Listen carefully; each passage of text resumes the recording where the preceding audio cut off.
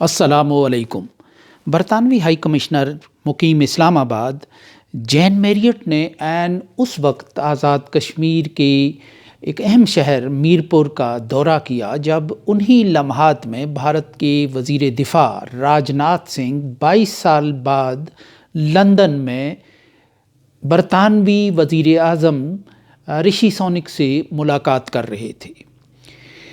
ان دونوں باتوں کا بظاہر تو آپس میں کوئی تعلق نہیں ہے، لیکن پس پردہ کیا کشمیر کے حوالے سے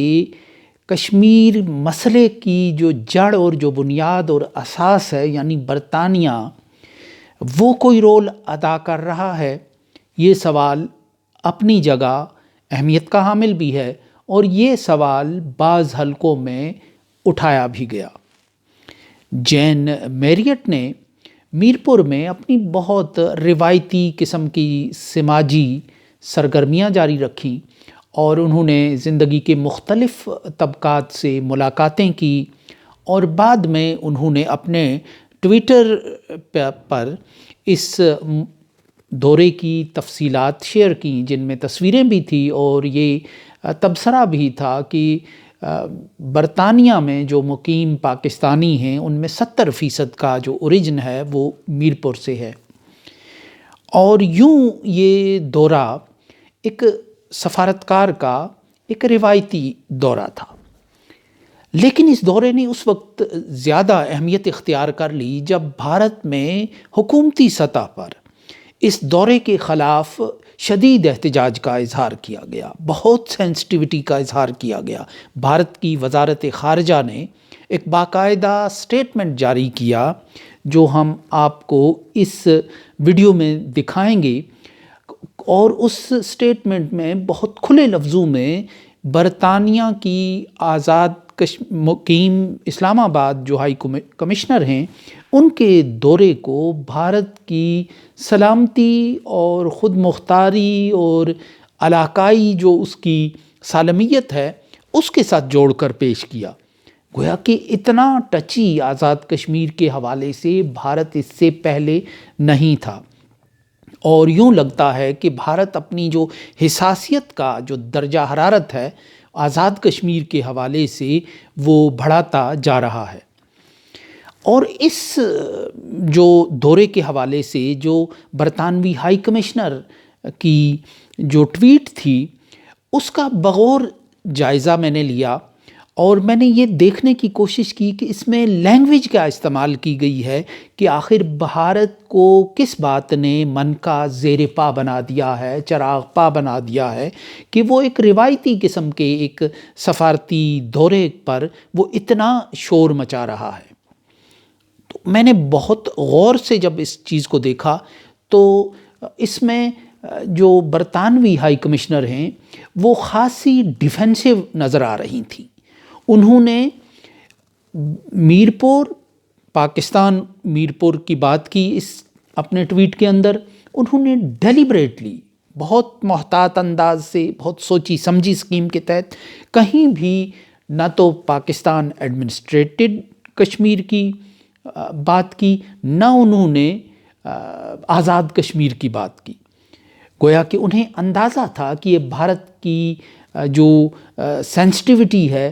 یہ اس کے لیے ایک مسئلہ ہوگا، اور یہ یوں کہہ لیجئے کہ بھارت کی دم پر ایک پاؤں ہوگا، اور یوں برطانوی ہائی کمشنر بہت دفاعی پوزیشن میں کھڑی نظر آئیں کہ میرپور آخر کون سا میرپور تھا۔ میرپور خاص کا انہوں نے دورہ کیا، انہوں نے بنگلہ دیش میں جو میرپور ہے اس کا دورہ کیا، یا انہوں نے پاکستان کے جو آزاد کشمیر ہے اس میرپور کا دورہ کیا۔ گو کہ پاکستان انہوں نے لکھ دیا اور وضاحت آئی، لیکن انہوں نے بہت سوچے سمجھے اور نپے تلے انداز میں آزاد کشمیر اور کشمیر کے ذکر سے گریز کیا، اور یہ صرف وہ یہ ٹویٹ کرتے ہوئے ان کی جو نظریں تھیں وہ بھارتیوں کی جبینوں پر تھی، ان کی شکنوں سے انہیں کچھ خوف آتا تھا یا کوئی ہچکچاہٹ محسوس ہو رہی تھی۔ اس سے پہلے تقریباً 1 سال پہلے امریکہ کے سفیر ڈونلڈ بلوم جو خاصے متنازع بھی ہیں پاکستان میں، انہوں نے مظفر آباد کا دورہ کیا تھا، تو انہوں نے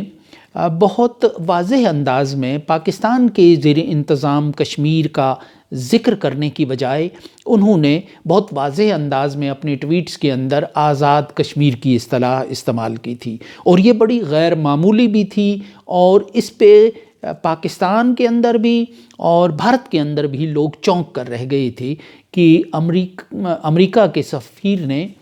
وہ اصطلاح استعمال کی کہ جو پاکستان استعمال کرتا ہے یا جو کشمیری استعمال کرتے ہیں، یعنی آزاد جموں و کشمیر کی اصطلاح، کیونکہ بھارت اسے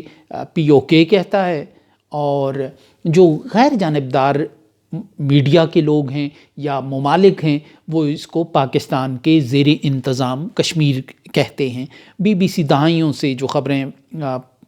دیتا رہا ہے اس میں پاکستان کے زیر انتظام کشمیر کی ہی بات کی جاتی رہی ہے۔ تو امریکی سفیر کے اس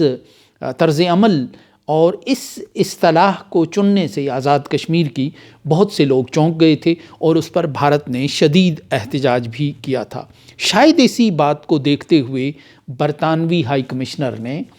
کشمیر کا ذکر ہی گول کر دیا، آزاد کشمیر لکھنا تو درکنار، بلکہ یہ ذکر کرنا بھی گول کیا کہ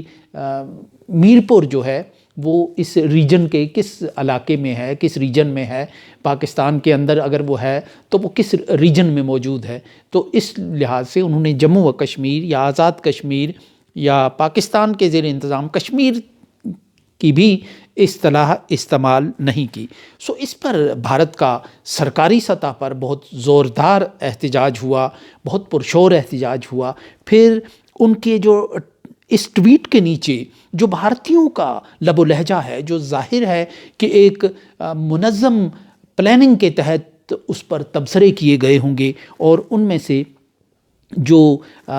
تبصرے ہیں وہ بھی میں آپ کو دکھانے کی کوشش کروں گا اس کے اندر۔ ان میں ایک زہر بھرا ہوا ہے، وہ بار بار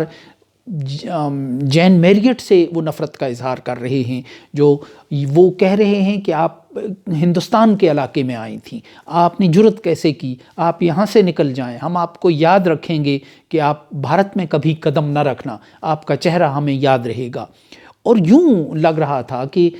کوئی بہت ہی ان کا جو پاؤں ہے وہ کسی گرم انگارے پہ آ گیا ہے، اور وہ اب ناچ رہے ہیں، اچھل رہے ہیں، اور وہ اپنا رد عمل جو ہے وہ شو کر رہے ہیں۔ تو یہ بڑی اس کی سگنیفیکنس ہے کہ آزاد کشمیر میں 90 کی دہائی میں، اس سے پہلے بھی کئی عالمی سطح کے لوگ آتے رہے۔ 90 کی دہائی میں جب کشمیر میں یہ مزاحمت شروع ہوئی تو بہت سے عرب ملکوں کے سفارتکار، اسکالرز، دانشور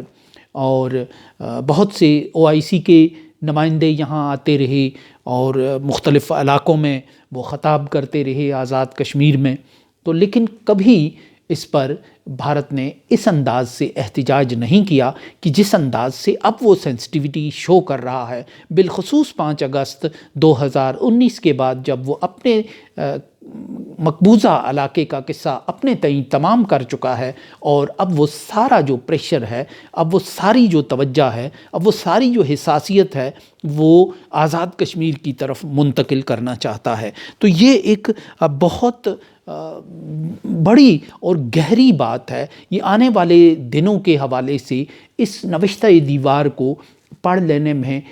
کوئی حرج نہیں ہے کہ اگر پاکستان کے منصوبہ ساز اور پاکستان کے فیصلہ ساز یہ دیکھیں کہ یہ کینوس پر کیا لکھا ہوا نظر آ رہا ہے، دیوار پر کون سی عبارت لکھی ہوئی نظر آ رہی ہے، کہ بھارت اس حد تک اب آنکھیں دکھا رہا ہے پاکستان کو، نہ صرف اور بیرونی طاقتوں کو، کہ وہ اس تنازع سے دور رہیں، وہ پاکستان کے موقف کے قریب آنے سے دور رہیں، اور وہ آزاد کشمیر کو بالکل ایسے شو کر رہا ہے کہ جیسے کوئی اس کے مقبوضہ علاقے میں کوئی آ گیا ہو، کوئی جموں میں کوئی ڈیلیگیشن اس کی اجازت کے بغیر آ گیا ہو، یا سری نگر میں آ گیا ہو، یا راجوری میں آ گیا ہو، یا لداخ میں آ گیا ہو۔ ایسے وہ ٹریٹ کر رہا ہے، میرپور اور مظفر آباد پر اتنا زیادہ کلیم وہ اپنا ظاہر کر رہا ہے، اتنا زیادہ دعویٰ وہ اپنا ظاہر کر رہا ہے کہ وہ بالکل ایسے ہو کر رہ گیا ہے سارا کہ ہر ایک بات پہ کہتے ہو تم کہ تو کیا ہے، تم ہی کہو کہ یہ انداز گفتگو کیا ہے، کہ بالکل ٹچی ہو کر رہ گیا ہے بھارت آزاد کشمیر کے حوالے سے۔ اور یہ ایک منظم مہم ہے اور ایک منظم کوشش ہے اور ایک مائنڈ سیٹ کی کہانی سنا رہا ہے کہ برطانوی ہائی کمشنر جو ہیں ان کی اتنے ڈیفینسو ہونے کے باوجود، ان کے اتنے بیک فٹ پہ جانے کے باوجود کہ انہوں نے اپنے دورے میں کشمیر کا ذکر بھی نہیں کیا اس ٹویٹ کے اندر، اور میرپور اور پاکستان کی اصطلاح صرف استعمال کی۔ انہوں نے کبھی اس دورے میں کوئی سیاسی بات بھی نہیں کی، کشمیر ایشو کی بات نہیں کی کہ جس کی ایک تاریخ ہے، اور خود برطانیہ اس عمل کو، اس تنازع کو، اس آگ کو بھڑکانے، پھیلانے اور اس چنگاری کو شعلہ بنانے کے سارے عمل میں ایک شریک رہا ہے، لیکن کہیں بھی اس دورے میں کوئی سیاسی بات نہیں ہوئی۔ اس کے باوجود اتنی ڈیفینسو سٹیٹمنٹ کے بعد، سرگرمی کے بعد بھارت کا اتنا چین جبیں ہونا، یہ ایک آنے والے دنوں کا ایک اشارہ ہے۔ اب یہ وہ مائنڈ سیٹ ہے جو بھارت میں پل گیا ہے، جو بھارت میں ایک الاؤ بن گیا ہے پاکستان کے حوالے سے اور آزاد کشمیر کے حوالے سے، کہ وہ اب اپنی ساری جو توجہ ہے وہ آزاد کشمیر پر مرکوز کر رہا ہے، وہ اپنی ساری سینسٹیوٹی جو ہے وہ سری نگر سے منتقل کر کے پاکستان کے جو زیر انتظام ہے آزاد کشمیر، وہ اس پر لگا چکا ہے۔ اور یہاں یہ سوال پیدا ہوتا ہے کہ اس مائنڈ سیٹ کو جگہ دینے کے لیے پاکستان کے جو منصوبہ ساز ہیں وہ اگر یہ سمجھتے ہیں کہ وہ بھارت کی جبینوں کی شکنیں دور کریں گے اور بھارت کو ان عزائم سے دور رکھنے کے لیے وہ ان کی پسند کا ماحول پاکستان میں بنائیں گے، تو یہ پاکستان کی اسٹیبلشمنٹ کی ایک غلط فہمی اور بھول ہے کہ پاکستان میں آج تک محمد علی جناح جیسا دور اندیش اور زمانہ شناس اور پردے کے پیچھے دیکھنے والا شخص آج تک پیدا نہیں ہوا، جو ان کے ساتھ جو بھارت کی ذہنیت ہے اس کے ساتھ نباہ بھی کرنا جانتا تھا، جو ان کا رازدان بھی تھا، جس نے ان کو قریب بھی دیکھا تھا، مذاکرات کی میز پر بھی دیکھا تھا، سماجی تقریبات میں بھی دیکھا تھا، شام کی محفلوں میں بھی دیکھا تھا، سفر و حضر میں بھی دیکھا تھا۔ اس سے بڑا کوئی ہندو مائنڈ سیٹ کو سمجھنے والا، اور وہ شخص جو بہت زیادہ اپنے اوپر اتراتا اور فخر نہیں کرتا تھا، لیکن اس نے یہی بات شیخ محمد عبداللہ جو کشمیریوں کے مقبول اور سول لیڈر تھے ان سے ملاقات میں کہی تھی، کہ جب ان کے تعلقات ختم ہو گئے تو محمد علی جناح صاحب نے ان کو یہ بات کہی تھی کہ شیخ محمد عبداللہ، جو روایت ہے، جو تاریخ کہتی ہے کہ تم میرے بیٹوں کی جگہ ہو، تم اس ذہنیت کو سمجھتے نہیں ہو، میں نے ان کو قریب سے دیکھا ہے، میں نے ان کو بھگتا ہے، میں نے ان کے ساتھ چلا ہوں، لیکن یہ ذہنیت جو ہے تمہیں بھی آخر پہ دھوکہ دے گی۔ اور بعد میں وہی ہوا۔ 53 میں اسی پنڈت جواہر لال نہرو نے شیخ عبداللہ کو انتہائی ذلت آمیز طریقے سے برطرف کر کے ان کو جیل میں بند کر دیا۔ پاکستان میں اگر کوئی یہ سمجھتا ہے کہ وہ کوئی بہت زیادہ لبرل ہے تو اس کا صرف، اور وہ بھارت کو خوش کرے گا اور وہ اپنی بنیاد پر رہ کر بھارت کو خوش کرے گا یا اپنے ایجنڈے پر کھینچ کر لائے گا بھارت کو، تو وہ اس کا مطلب یہ ہے کہ وہ خود فریبی میں مبتلا ہے۔ آپ بھارت کے لیے جتنا بھی پسند کا ماحول بنائیں گے، جتنا بھی بھارت کے لیے آپ اس کی پسندیدگی کا خیال رکھیں گے، وہ اتنا ہی آپ پر حاوی اور سوار ہو جائے گا، کیونکہ یہ ان کے نظریاتی پولیٹیکل فلاسفر اور سائنٹسٹ پنڈت چانکیا کوتلیا کا ایک اصول ہے اور بتایا ہوا قول ہے اور فرمان ہے۔ آپ صرف